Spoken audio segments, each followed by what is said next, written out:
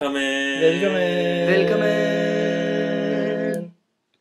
Hej, velkommen. Vi sidder her 3 frejdige gutter. Vi har Mikkel. Ja, skål Andreas. Tak, Der var så ikke mere tilbage. God dejlig Jamen, vi kaffe. sidder lige og har en lille diskussion over en kaffe, men som sagt, så sidder vi Mikkel, Andreas og Ralle Smus. Vi skal forklare lidt om noget kunst, og vi er jo blevet kommet ind i den tidlige klassiske tid. i perioden 440 til 450. 480 til 450. 400, det er helt rigtigt. Ja. Men det ved I jo alt om derude. Ja, skal vi ikke bare tage det fra en ende? Lad os gøre det sådan. Vi har det første billede der fra bunden af en drikkeskål. En kylix. Og Det er det, der vil gå ind under en vase. En vase, ja. Ja, Og som man ser på billedet, der ser vi jo en ældre herre, som er blevet nedlagt af lidt alkohol, som vi kender det. Og han bliver så passet og plejet af en dreng. Med en ung mand. Med duen på overlæben. Med dun på overlæben.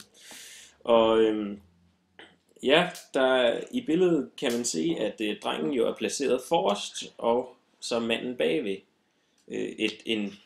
Ligesom en måde at skabe dybde på billedet. Ja. manden han er meget stiv i kroppen, fordi at man har malet en frontal, og det var noget man havde svært ved i den tid. Samtidig er den anden figur, som står op, også meget stiv i det. Ja, han overlapper den anden, og det var det der forsøg på at skabe dybde i billedet, men som ikke fungerede. Men man prøvede at skabe dybde og gøre det tredimensionelt, men det havde man svært ved, når basen er todimensionel. Og så har vi igen den sorte baggrund i billedet, som også var med til at vanskeliggøre den her dybde.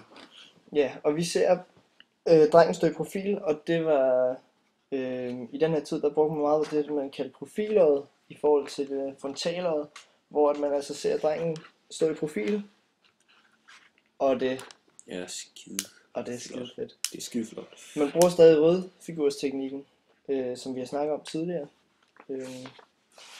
Ja. Ja. Skal vi... Og Ja, så er der nogle mønstre rundt omkring, som...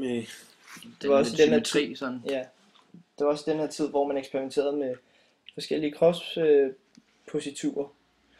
Og det kan man også se i billedet her, at selvom manden ligger ned, så vender han alligevel front mod en, mens drengen står i profil. Og samtidig så har vi en vægt på noget højre ben, hvor at det venstre så støtter op, som skaber en vis positur. Selvom det er normalt kun er, når vi sidder i skulpturen.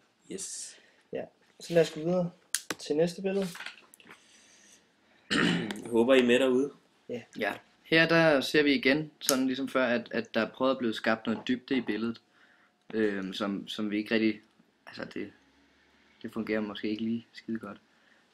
Så er der en anden ting, som også var typisk på den tid, at man kan se, at nogle af skulpturerne i maleriet, de drejer sig, de drejer sig over mod nogle andre folk, men kroppen peger stadig lige ud, altså med brystkassen frem.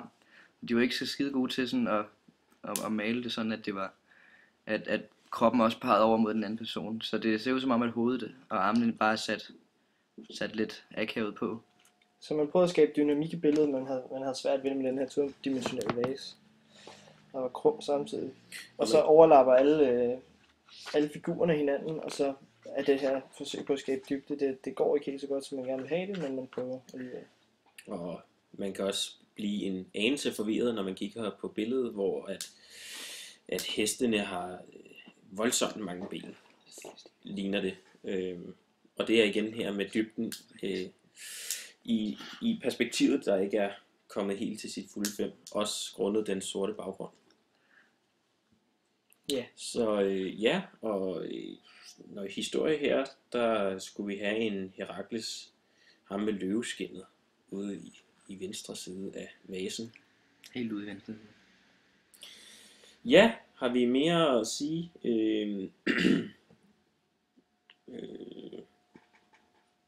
Man er ikke kommet helt i profil med personernes øjne i vasen, men man har en større anskuelse for øjnene end tidligere. Der er også en lidt sjov ting ved hestene. Det ser ud som om, at der er 1000 ben fra hesten.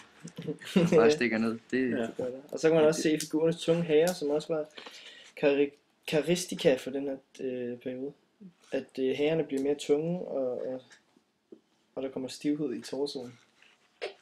det lyder lidt. Skal vi ikke gå det er videre sandt. til noget, vi går bærer os videre. derhen af? Jamen, så har vi et nyt vægmaleri her. Et vægmaleri.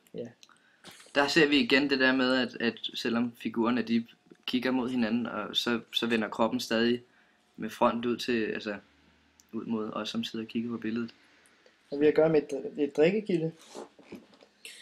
Det skulle måske lige siges, at kroppen ses frontalt, mens at hovederne ses i profilen. Ja. Profilen, Ja. Og Og det gør det hele lidt stift. Ja, man så kan også fik du se sagt, lidt, det var nogle atleter, der ligger og hygger sig med lidt alkohol. Og det kan man jo så se på de kranse, de har på hovedet, at det er nogle atleter, vi er med at gøre. man kan også, hvis man kigger på musklerne, det er jo også bare, det er meget sådan, tegnet meget sådan, det ser ikke sådan skide ægte ud med de her muscles. Man begynder at bevæge sig mere og mere hen imod en virkelig skildring af mennesket, men man kan stadig, man vil godt kunne betegne det som lidt stilistisk. Ja. Ja, som vi også har set i nogle af de tidligere perioder. Men man kan godt se, at man bevæger sig hen mod nye tider. Men der er stadig den her stivhed i billedet, og de tunge hager, de store hager, der skaber tyngde i billedet, de er typiske for perioden. Ja, men som sagt, så fortalt.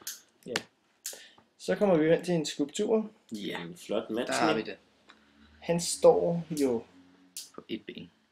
kontrapost eller kontrapost, jeg ved ikke, hvordan man Post. siger det. Er du sikker på det? Kontrapost.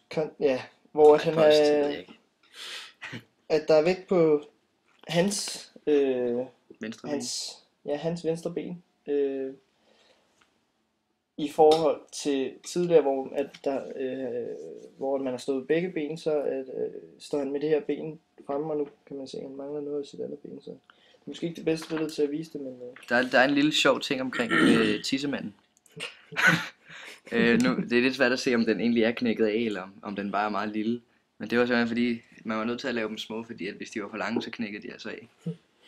ja, Og det er ikke, og sådan er det faktisk bare. og sådan er det.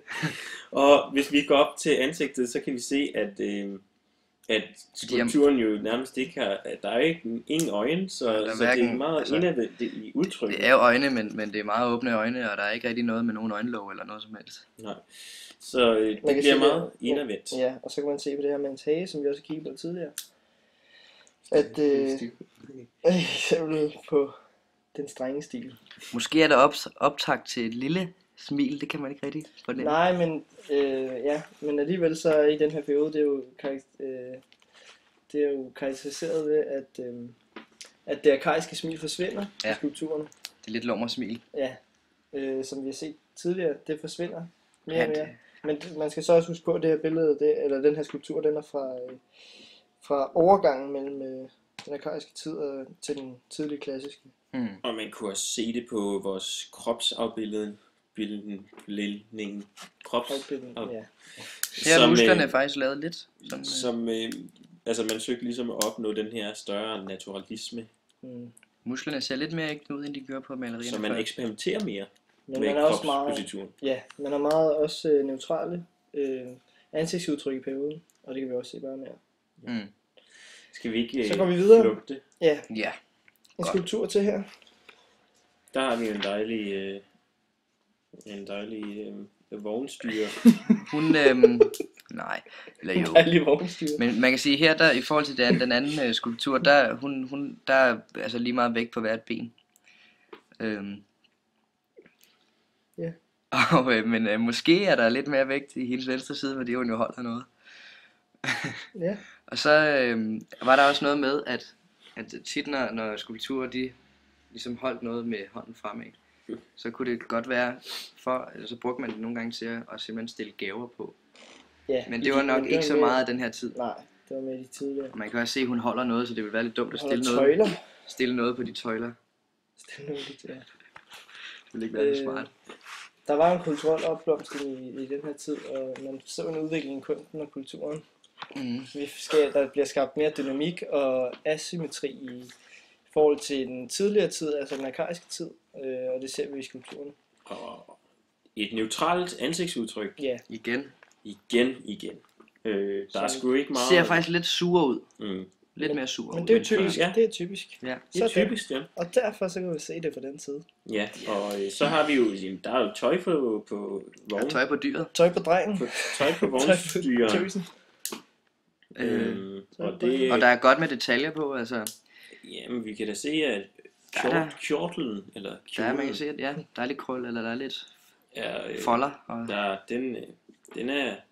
den er naturalistisk, hvis vi skal... hovedet, altså, kigger faktisk ikke rigtig sådan helt lige ud, ser det ud som. Ellers er det bare... Nej, det er nok rigtigt.